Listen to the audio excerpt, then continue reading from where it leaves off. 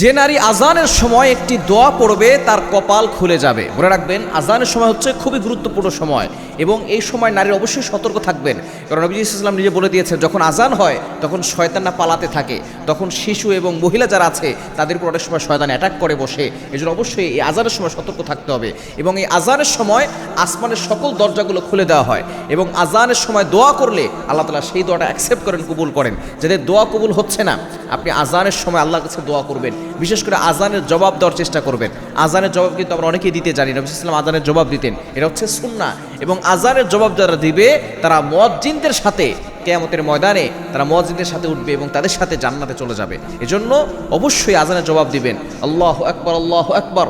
এই যে আপনাকে আল্লাহু আকবার দিচ্ছি, তখন আপনি আল্লাহু আকবার বলবেন, আশহাদু আল্লা ইলাহা ইল্লাল্লাহ, আশহাদু আন্না মুহাম্মাদুর রাসূলুল্লাহ। এই সময় আপনি এই বাক্যগুলোই পড়বেন। শুধু হাইয়া আলাস সালাহ, হাইয়া আলাল ফালাহ, এই সময় আপনি লা হাওলা ওয়ালা কুওয়াতা ইল্লা বিল্লাহিল আলিয়্যিল আযীম এভাবেই পড়লে আপনার জবাব হয়ে যাবে। তবে অবশ্যই সতর্ক থাকতে হবে।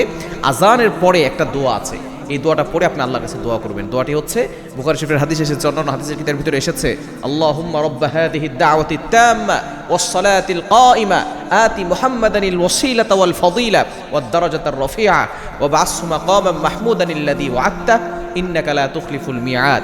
একটু কম বেশ আছে কিছু কিছু রিওয়ায়াত দ্বারা।